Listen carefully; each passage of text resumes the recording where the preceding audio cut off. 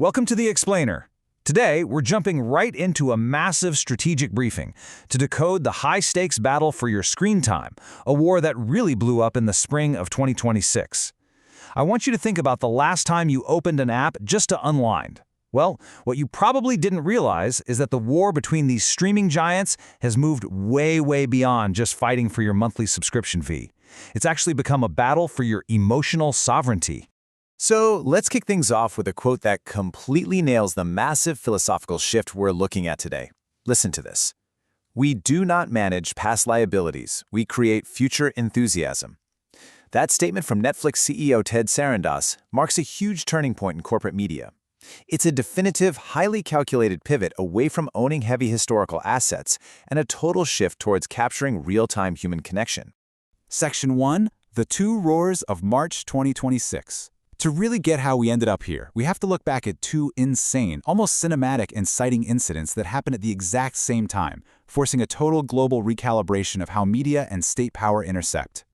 Just look at the shocking contrast here. On one side, we've got Amazon MGM. During a Middle Eastern military operation dubbed Roaring Lion, 4K drone bombing footage was actually broadcast carrying the historic MGM Lion watermark. According to the source material, Amazon's AWS cloud was powering the frontline military analytics, while the MGM studio provided this cultural wrapper. But then, on the flip side, we have Netflix, who abruptly walked away from a massive, mind-boggling $120 billion acquisition of Warner Bros. Discovery. They actively chose to retreat from becoming the largest traditional entertainment empire in history. And that brings us to the core dichotomy of this whole new era. Two completely opposed models of survival. Model A, which the briefing calls the box, represents Amazon's strategy.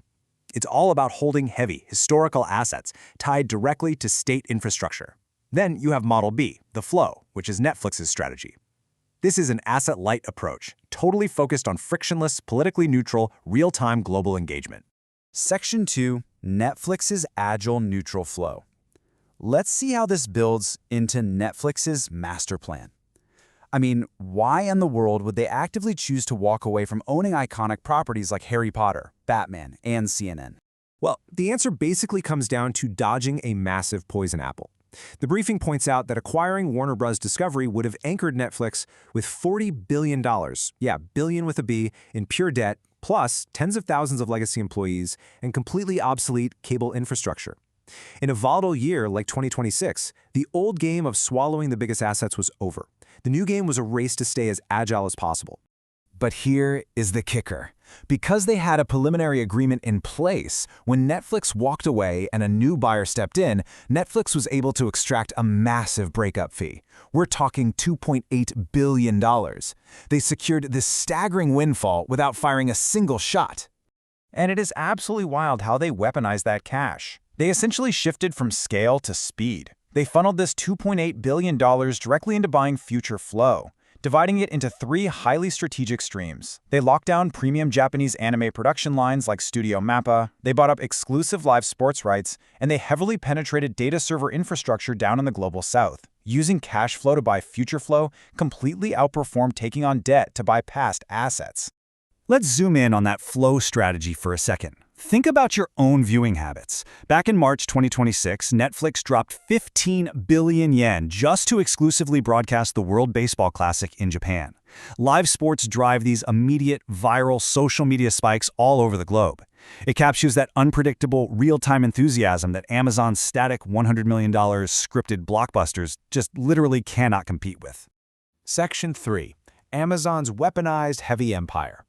Okay, let's pivot now and examine the completely diametrically opposed playbook being deployed by Amazon. The briefing unpacks the layers of Amazon's vertical integration, and it's pretty eye-opening. Buying MGM wasn't about the value of the movie library, it was about acquiring a century-old cultural symbol. Think of it like a stack.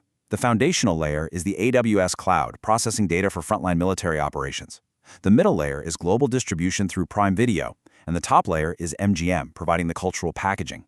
The analysis here suggests that entertainment is essentially serving as the exterior armor for state military infrastructure. Which brings us to a pretty chilling concept outlined in the research, weaponized symbolism. Basically, it's the act of taking a deeply trusted, historical, cultural brand, like the MGM Roaring Lion, and using it to serve as a propaganda wrapper for state military infrastructure. It's a profound, almost invisible merging of entertainment and state power. But you know, the strategy actually gets even more complex when we look at this content paradox.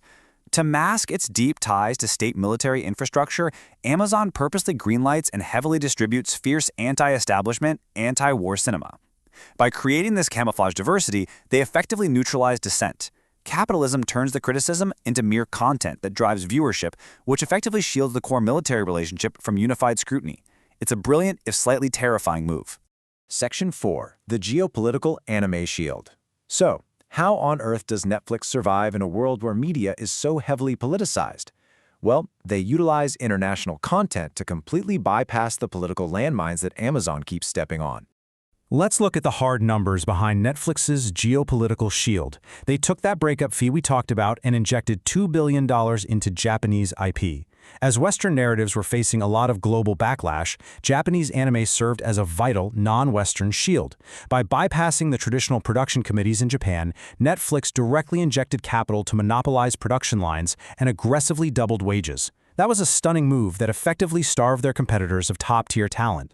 And this politically neutral Japanese IP, it acts like a global common language. It allows Netflix to capture their next 300 million subscribers across the global south, places like Brazil, Nigeria, India, and Indonesia. By bundling Netflix access with local telecom data plans, this neutral IP literally becomes the physical digital infrastructure of the emerging world, completely avoiding the baggage of Western cultural imperialism. Section 5. Apple's cage, Google's chaos. Of course, Netflix and Amazon aren't the only players. Let's introduce the other two tech titans that the briefing identifies as massive environmental hazards in this media war. Let's see how these observers build out the wider ecosystem. On one end, we have Apple's golden cage with the Vision Pro 3, an ultra-premium spatial monopoly that offers the wealthy an ad-free sanctuary completely isolated from geopolitical noise. And on the total opposite end of the spectrum is Google and YouTube's muddy battlefield. According to the sources, 80% of top influencers here are generative AI avatars, creating this highly monetized post-truth mud pit of deepfakes and algorithmic chaos. Section 6. The shift in sovereignty. Okay, having mapped out these massive corporate strategies, let's pull it all together to reveal the ultimate global implications. Here's the grand synthesis of the entire 2026 media hegemony landscape. We're essentially looking at 4 distinct paths. First, Netflix, creating a neutral asylum of real-time enthusiasm using Japanese IP. Second, Amazon MGM, building a state-aligned, heavy imperial hierarchy via cloud computing and propaganda. Third, Apple, offering apolitical isolation through hardware enclosure.